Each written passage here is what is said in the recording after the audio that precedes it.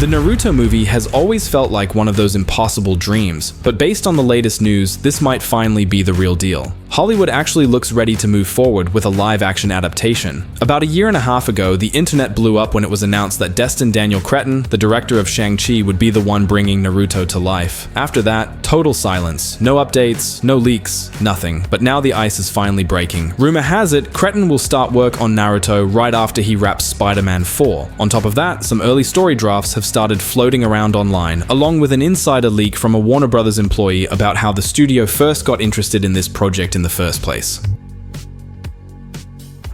Turns out Warner's plans for Naruto actually go way back to the mid-2000s. On LinkedIn, the head of Curation Entertainment Partners shared that in 2006, the studio held a meeting with Viz Media, the main publisher and licensor of Japanese manga in US. Back then, Warner Brothers was hunting for a franchise that could become their next Harry Potter, and Naruto was one of the top contenders. The idea was pretty straightforward: build a massive movie series out of one of the world's most popular manga, targeting teens and family audiences. But Viz wasn't fully convinced. They warned that Naruto was way too dependent on kid characters, and if Warner wanted to pull it off, they'd need a director on the level of Chris Columbus. Without someone like that, the project could be a disaster.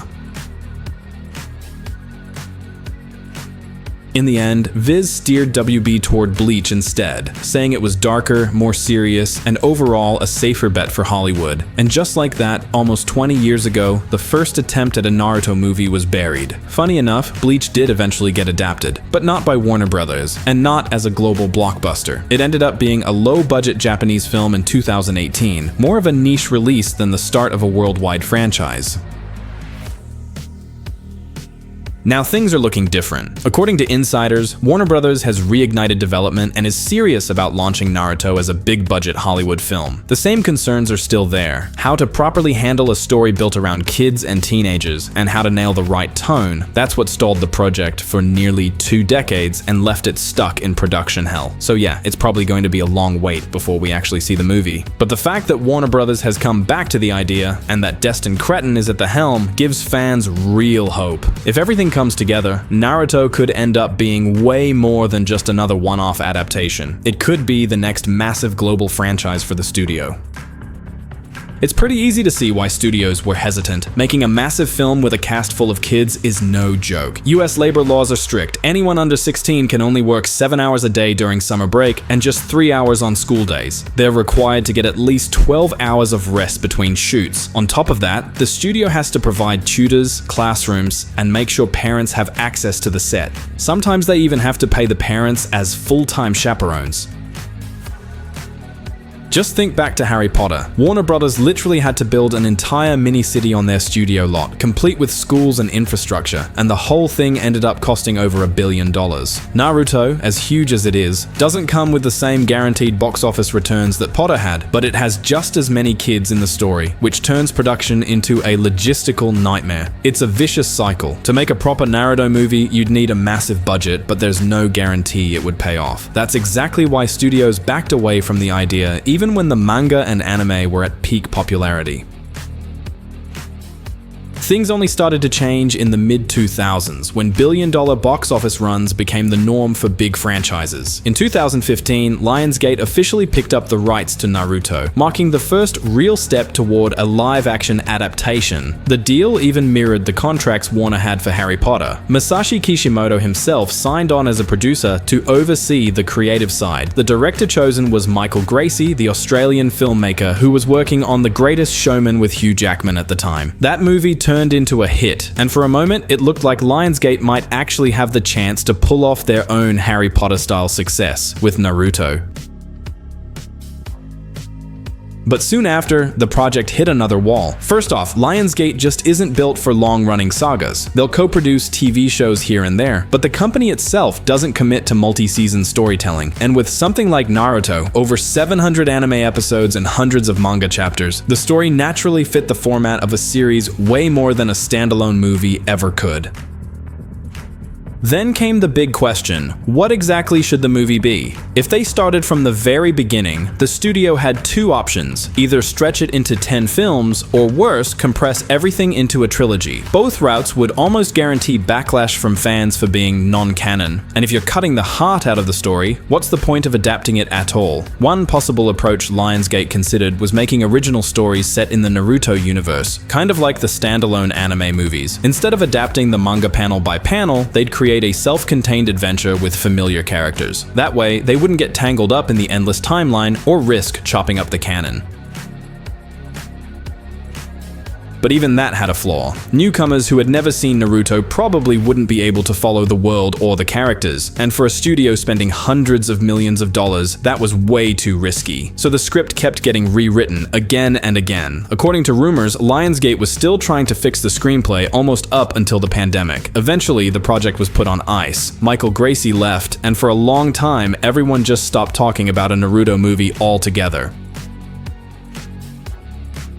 Everything shifted again in 2024 when, out of nowhere, news broke that the Naruto project was still alive. Destin Daniel Cretton was officially announced as the director, and even more surprising, the movie already had a finished script. It was written by Tasha Huo, best known for projects like Red Sonja and Netflix's animated shows based on Tomb Raider and The Witcher. The problem? None of those really hit the mark, and fans were quick to react with skepticism.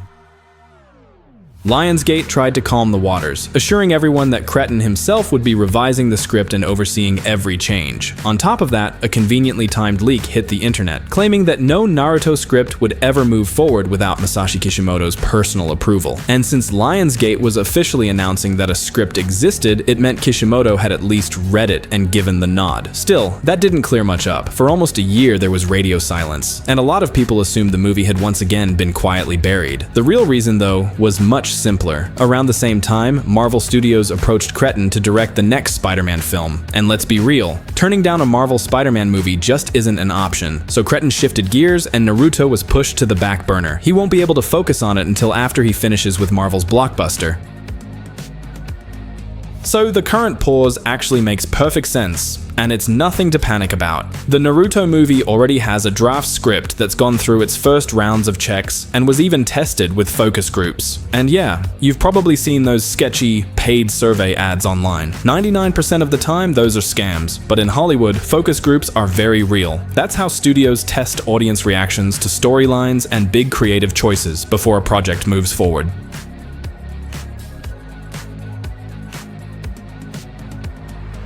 These jobs actually exist. At major studios, it's standard practice to show rough cuts of films, trailers, or even poster concepts to closed focus groups. Everyone signs massive non-disclosure agreements, sometimes dozens of pages long. The groups are mixed, some hardcore movie fans, some total casuals, so the studio gets a broad spectrum of reactions. Getting into one of these groups is insanely difficult. You need both the right credentials and the ability to give detailed feedback. Even with all the secrecy, leaks still happen all the time. In fact, a lot of Marvel's plot details over the past 5 years have slipped out this exact way, months before the movies hit theaters. Naruto hasn't escaped that fate either. On Reddit, someone claiming to be part of a focus group said they were shown a draft script from a major studio. Important thing to note, this was just a draft, one of many versions studios test before locking in the final direction. But even so, the concept itself sounded pretty intriguing. According to the leak, the movie kicks off with 16-year-old Naruto failing the Ninja Academy entrance exam over and over again. The reason is simple: he lacks discipline and doesn't care to master the basics. But then, fate steps in. When the village is attacked, Naruto unleashes Shadow Clone Jutsu for the very first time, saves the townspeople, and earns himself a special spot at the academy.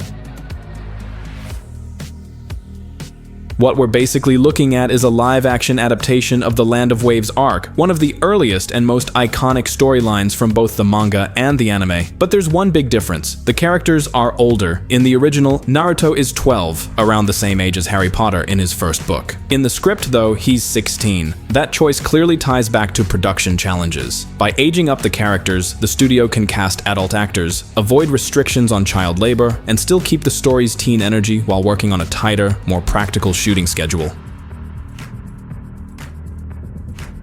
The Zabuza and Haku arc is a fan favorite for good reason, and cinematically, it makes perfect sense. First, it's compact and self-contained. You can tell the whole story within a single movie without having to gut the material. Second, it hits the sweet spot of personal drama, character growth, and a truly intense battle that sets the tone for what's to come. Just imagine if they tried to cram Naruto's academy days, the Zabuza arc, and the Chunin exams into one movie. You'd end up with something like Warcraft. Way too much crammed in, not enough detail, and a story that leaves both fans and newcomers unsatisfied. This approach feels way cleaner. The first film could focus entirely on Naruto's beginnings and his fight against Zabuza. The second could dive into the Chunin exams. The third could tackle the fall of Konoha at the hands of Orochimaru. That gives you a clear, structured trilogy where each step in Naruto's journey naturally builds into the next.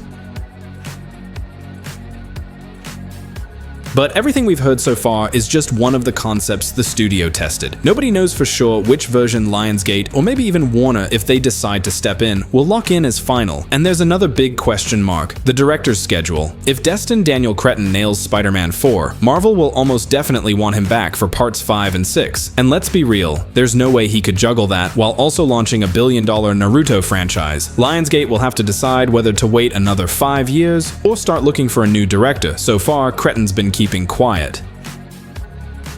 What's clear though is that Lionsgate wants everyone to know the project is alive. In August 2025, the studio officially told investors it plans to significantly boost its box office revenue. On the slate, another Hunger Games installment and a major push to expand their film business. It's the same move Paramount pulled when they doubled down on Transformers and Teenage Mutant Ninja Turtles. And with Disney losing its absolute dominance, other studios are finally charging hard into the race for global audiences.